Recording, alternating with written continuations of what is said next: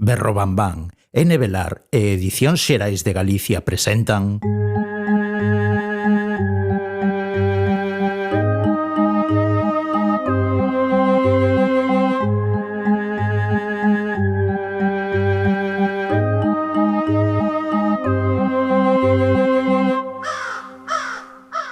Trece avisos. Historias para escoitar pola noite. Pensade por un momento nos vosos veciños, nas vosas veciñas. Seguro que de tanto cruzarvos con eles, con elas, non vos fixades nas pequenas cousas que gardan, nos pequenos ou grandes segredos que esconden. Pensade nesas persoas que tedes ao redor e que polo xeral non chaman moito a atención. Viven as súas vidas e entran nas vosas de paso ou con insistencia. Se cadra chegan a ser parte da familia. Se cadra. Non hai que desconfiar por sistema, só como medida de precaución se notamos algo que nos alerta. A miúdo, tardamos en recoñecer o que impedía que lles abrísemos a porta da nosa casa a esas persoas tan presentes nas nosas rutinas, na nosa contorna, no que vemos cada día. Por iso levamos sorpresas. Que é o que non vos gustaría que se soubese de vos? Que agochades nalgún recuncho do voso cuarto? Que acontecería se saíse á luz? Son Paula Carballeira e douche a benvida a 13 avisos, un podcast onde falamos sobre o medo, contamos historias e intentamos explicar o inexplicable para poder dormir pola noite sen temor aos pesadelos.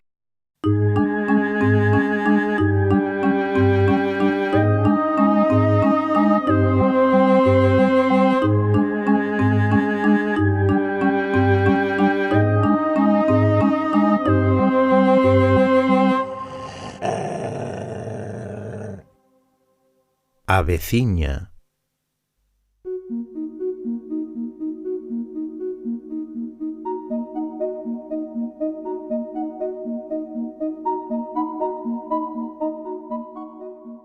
Toda a xente do pobo sabía que, de cando en vez, a veciña tiña que ir ao hospital. Era unha muller maior. Estaban as lembranzas de cada persoa dese lugar, aínda que non resultaba posible que vivise durante tanto tempo. Quizáis confundían esa veciña coa súa nai, ou coa súa aboa, porque as tres fuxían da xente. As tres pasaban o día na casa e só saían á tardiña para dar unha volta rápida e estirar as pernas. Nalgún momento tivera que morrer a aboa e despois a nai da veciña. Nalgún momento quedara soa. Nalgún momento. Ninguén sabería dicir cando. A veciña non respondía aos saúdos nin ás preguntas de cortesía. As poucas persoas que se lle achegaran sentiran arrepíos e un cheiro a flores murchas, por iso mantiñan as distancias. A veciña non compraba no pobo. A veciña non embellecía, máis ben parecía rexuvenecer. Cando chegou a mestra e mercou a casa do lado da veciña, houbo quen quixo contarlle algo, pero axiña desbotou a idea. Que lle ia dicir? Que tivese conta coa veciña? Que desconfiase da mirada da veciña, dura e penetrante, como se os seus ollos che lesen os pensamentos? A mestra era alegre, sempre cun sorriso na boca e unha maneira de camiñar a pequenos saltos que a volvía case unha nena. O pobo enteiro estaba convencido de que nin a veciña podía toldar unha enerxía semellante, esas ganas de comerse o mundo antes de que a comesen a ela. Certo día, a mestra tivo un accidente co coche que aparcaba diante da porta da veciña. Saíuse da estrada e bateu contra unha árbore. Para a árbore foi só unha sacudida, pero as feridas da mestra eran graves, aínda que os médicos confiaban en que se recuperaría nun par de semanas. Comezaron os rumores de que fora a veciña, que lle botara mal de ollo por taparlle a entrada, ata que a veciña enfermou tamén. Daquela calaron as murmuracións. A pobre vella debía ir outra vez ao hospital. A carón da mestra estaría a súa nai, o seu pai, os seus 2 irmáns, o seu tío, as súas tías, pero a veciña nin amizades nin familia tiña. Un mes despois, a veciña volveu ao pobo. Quitara de enriba tantos anos que case non a recoñecían. Seguía sen asomar durante as horas de luz, ata xusto antes de que se pechase a noite, pero daquela andaba lixeira, a pequenos saltos, como a unha nena. A mestra quedou no hospital, en coma. O seu corpo embellecera de tal maneira que non daba collido folgos e dormía, se cadra para sempre, cun cansazo dificilmente explicable nunha muller que estivera tan chea de vida.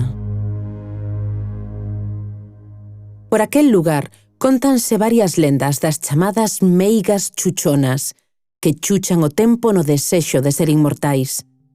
De cando en vez visitan hospitais, conseguen unha cama a carón de alguén máis novo ou máis nova, e pouco a pouco, a pel da meiga vaise estirando, as súas meixelas tínxense dun ton encarnado, os seus ollos escintilan co brillo da xuventude.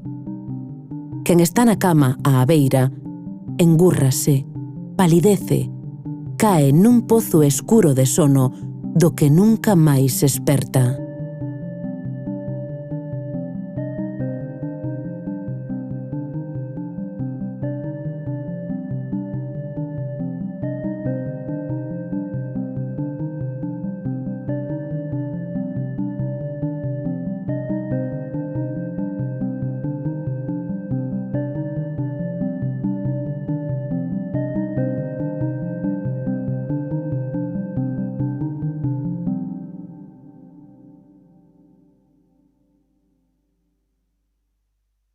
Despois de escoitar esta historia, seguro que miraredes ao voso redor cando sintades ese cansazo terrible que vos deixa sen forzas.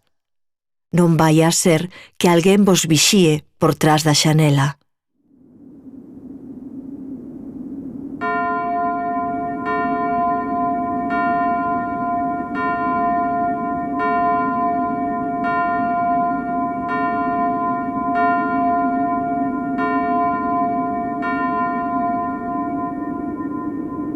Aviso número 10. Flores murchas. O cheiro a flores murchas non é agradable. Lembra as entradas dos cemiterios, onde se deixan os restos das flores vellas ao cambialas polas novas, como se o tempo daquelas flores vellas pasase e as novas ocupasen o seu lugar, sen que ninguén se decate. O feito de ofrecer flores ten moitos significados. Ofrécense flores para demostrar amor, arrepentimento, dor, agradecemento. O arrecendo das flores tapa os cheiros menos agradables e as súas cores alegran a vista, pero acaban por murcharse, como a nós. As cores esvaécense, os pétalos caen, os talos vanse curvando, o mesmo que acontece coa nosa pel, co noso cabelo, coas nosas costas. E queda ese cheiro acedo do paso do tempo.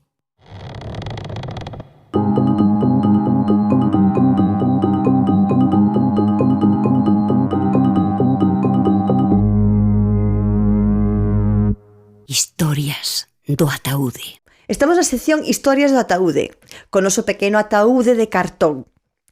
O noso ataúde negro que se vai a abrir en canto o equipo de efectos especiais estea preparado. Vai. Que bonito nos quedou hoxe. E a man inocente chiqui. Inocente. Que vas romper o ataúde? Pero non leste. Man inocente e ler que de todo. Veña. Para ti. Gracias. Que pon, que pon. Mira a ver se está asinado. A ver, non sei. Así. Ui, mira. Pois sí, está asinado por María de Sesto. Hai 3 meses gustábame xogar ás escondidas coa miña filla. Aínda sigo buscando por ela.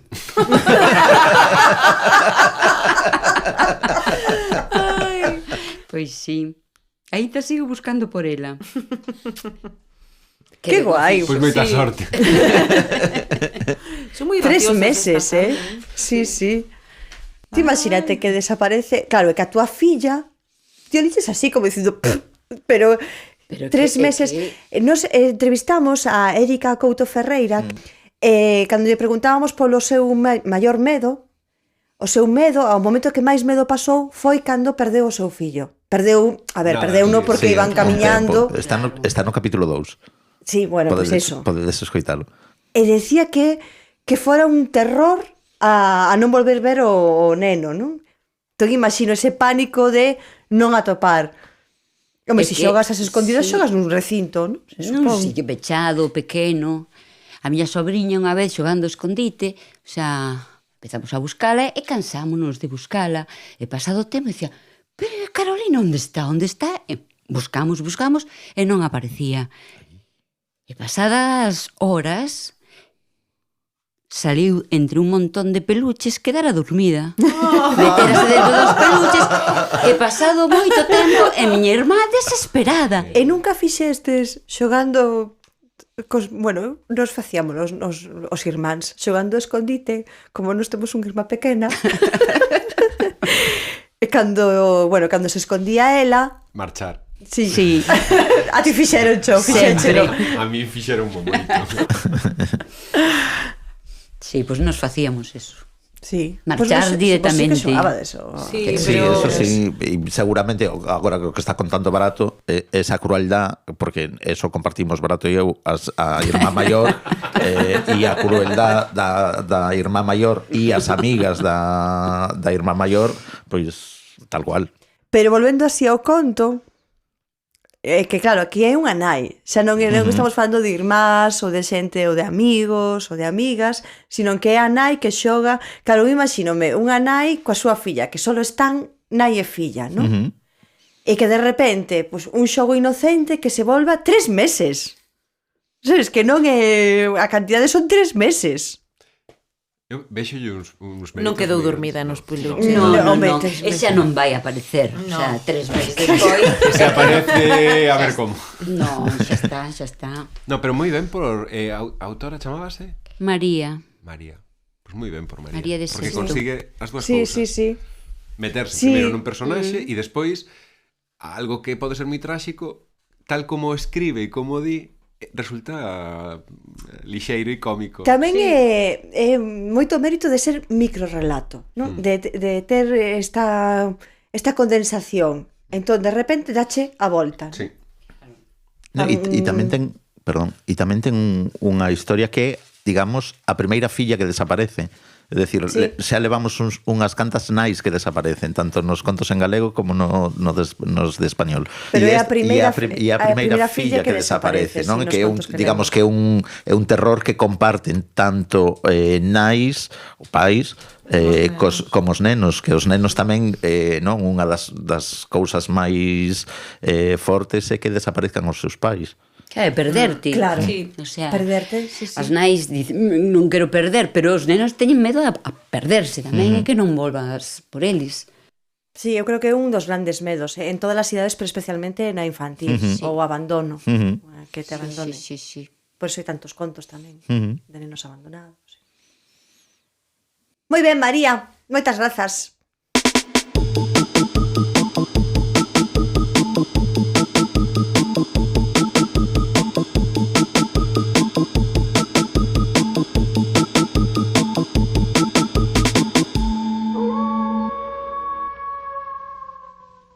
Voces desde o alén. Queremos escoitar esas voces que nos chegan desde diferentes lugares, voces de persoas que saben sobre o medo, sobre os medos, que os escriben, os debuxan, os contan, os imaxinan e os comparten. Persoas que para nós, de algún xeito, son unha referencia nestes eidos misteriosos nos que nos movemos. Hoxe en Voces desde o Alén falamos con Alicia Ruiz. Soubemos de Alicia cando Berrobambán levou o seu proxecto Facer Memoria ao Concello de Teo e buscamos a rapaza que escribira un texto sobre a antiga mestra de Oza que nos chamou a atención. Desde aquela, seguimos a trayectoria de Alicia Ruiz con interese polo seu dominio da escrita e a súa sensibilidade artística. Actualmente estuda Belas Artes e, nesta ocasión, comparte connosco as súas impresións sobre os terrores contemporáneos. A primeira pregunta que lle facemos ás persoas que entrevistamos nesta sección é a primeira lembranza que vos teñades de sentir medo, das primeiras veces que sentí medo. Bueno, pois eu de pequena tiña moitos pesadelos. É unha cousa que é moi boa, pero é moi mala a vez, e que era super creativa, entón tiña uns pesadelos bastante terribles e ademais como que se repetían, sabes? Se teño un metido aí na cabeza dende cando era moi pequena, no que me caía por un garaxe que hai en Santiago, que lle tiña moitísimo medo, e aparecía nunha especie de guardería de monstruos, estaba aí atrapada, era terrible, pasaba fatal. E tiña sempre medos así super bizarros que se repetían todo o rato. Ajá. E ti, que tes unha habilidade, eu sei non porque lin cousas túas, que tes unha habilidade para a escrita, non? Pensaches algunha vez en escribir esta serie de medos que che acontecían ou que pasaban pola túa cabeza?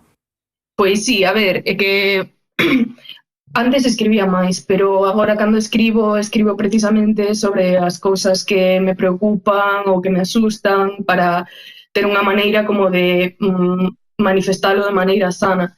Entón, claro que escribo sobre todo ese tipo de movidas, porque me axúdame a calmarme, sabes? E tes algún tipo de referentes? Non sei si lees tamén este tipo de historias ou si ves películas deste tipo ou se entras en videoxogos que tamén tratan esta temática. Bueno, a ver, a verdade é que o xénero de medo é unha cousa que tendo a evitar bastante porque son bastante asustadiza, pero sí que é certo que atraeme moitísimo, por exemplo, a historia da Santa Compaña, sempre me encantou, sempre. E despois vexo moito documental chungo de asesinos en serie e todas esas movidas, encántame, todo ese rollo pareceme flipante. Cando falas de así da Santa Compaña, que é algo moi da tradición galega, a ti contabanche cousas destas ou máis ben, porque ti és unha rapaza moi nova, ou entre vos, a xente, pois as túas amigas, os teus amigos, gustábavos contar este tipo de historias, máis tipo lendas urbanas ou xa non? Sí, a ver, sí que contábamos cousas, é certo que ia todo como moitísimo máis influenciado polas redes sociais e tal, pero sí que me acordo. Eu, por exemplo, facía festas de Samaín, na que nos dedicábamos a comer todas as chuches que recolectábamos polo barrio e ver películas de medo e contar historias de medo. Pero sí que é certo que moitas desas movidas veñen influenciadas polas redes ou as típicas cousas de invocamos a un espírito, non sei canto. Todas esas cousas as facíamos bastante. Ajá.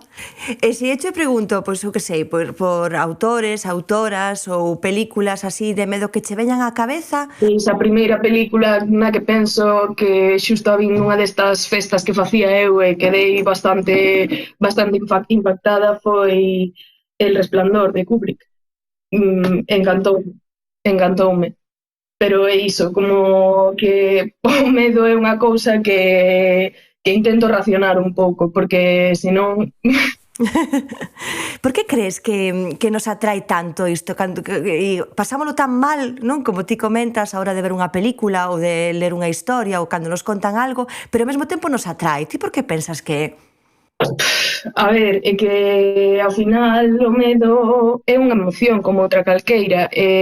Sí que é certo que é unha emoción que non sentimos todo o rato, constantemente. Entón, eu creo que ao final igual estamos tan, como persoas, tan estancados en cousas que non nos dan medo, que non tal, que provocar iso é como unha maneira de sentilo sen estar realmente metido en algo que te vaya a pasar algo a ti, sabes? Non é unha cousa que ti vayas a sufrir directamente porque te pasa algo na vida ou algo así, e que ti estás lendo, estás sentindo esa emoción sen ter repercusións directas. Sí, exactamente. E mira, Alicia, en que andas agora? Agora estou maioritariamente a facer traballos de clase, estou facendo Belas Artes, estou en primeiro aínda, nada, todo o meu tempo vaise a facer traballos, aprender e limpar a casa tamén, que é unha cousa que hai que facer bastante. É que mete bastante medo ás veces o que poidas atopar. E mira, para pechar a entrevista, a min gustaríame que nos contases algo real, algo arrepiante que lembres que che teña pasado. Bueno, pois mira, xusto está relacionado con isto, porque eu vivo nun piso de estudiantes bastante bello, bastante cutre, entón hai moitas corrientes, porque as ventanas e as portas non, como que non pechan de todo. Entón, de repente, pola noite, empeza a haber ruidos por todas partes, de portas abríndose, pechándose, ou a porta principal que de repente empeza a moverse, eu paso fatal, pero fatal, porque ademais paso bastante tempo só aquí no piso. Sempre teño a broma con unha amiga de que hai espíritus na miña casa, de que hai alguén camiñando por aí polas noites. Prefiro pensar que é un espírito a que hai alguén que pode intentar entrar na miña casa, sinceramente. Sí, ves, iso é algo increíble que a mí me fascina, como confiamos máis na imaginación ou buscamos na imaginación cousas que nos tranquilicen, Claro, non? claro. Nese eido. Sí, totalmente. Porque sabes que hai unha moda agora de varios produtos audiovisuais ao redor dos true crimes, non? Non sei se os sigues.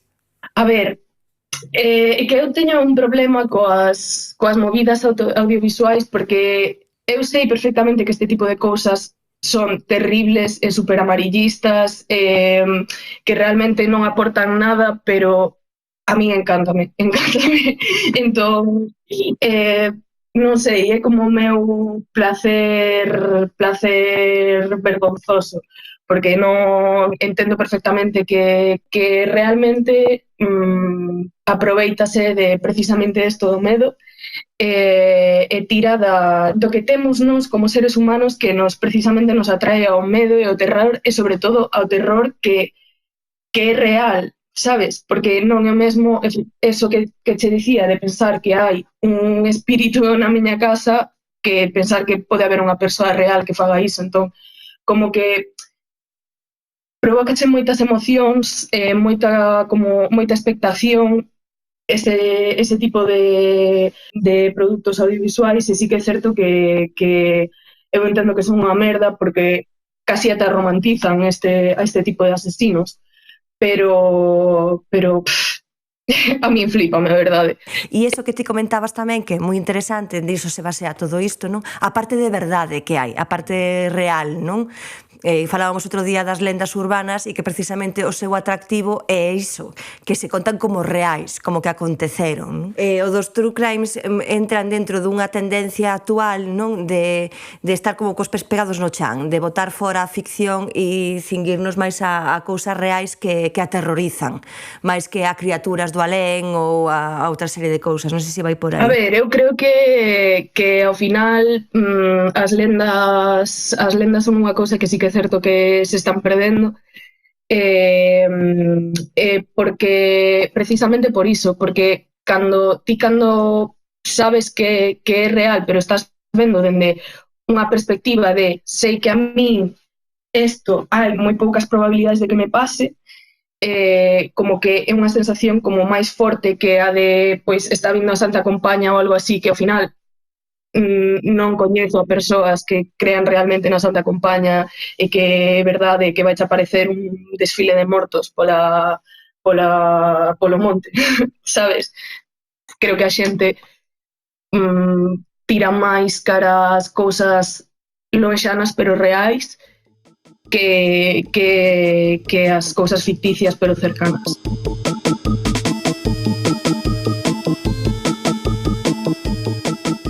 Ata aquí chegou este episodio de 13 avisos. Moitas grazas por acompañarnos.